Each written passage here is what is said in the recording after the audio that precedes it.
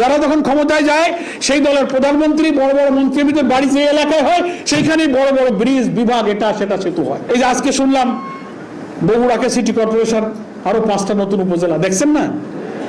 আমরা এর কোনো বিরোধিতা করছি না, কিন্তু যেসব নেতা, প্রধানমন্ত্রীর বাড়ি কোথায়, অমুক নেতার বাড়ি কোথায়, হ্যাঁ, স্বরাষ্ট্রমন্ত্রীর বাড়ি কোথায়, না আমার বলতেছি না, সেই সব জায়গায় জেলা, উপজেলা, বিভাগ, কর্পোরেশন হয়ে যাইতেছে, উন্নত হবে, বাজেট বরাদ্দ হবে। ধন্যবাদ জানাই, অগ্রগতি সব উন্নয়নকে আমরা সাপোর্ট করি। তাহলে যে দলের নেতারা প্রধানমন্ত্রী আর স্বরাষ্ট্রমন্ত্রী, আইনমন্ত্রী হবে না, সেই এলাকার কোনো উন্নয়ন হবে না। উন্নয়নকে যদি বৈষম্যহীন করতে হয় তাহলে জাতীয়ভাবে আপনি জরিপ করুন, সার্ভে করুন, কোথায় রেল লাইন নাই, কোথায় সড়ক যোগাযোগ, নানা নেটওয়ার্কের প্রয়োজন।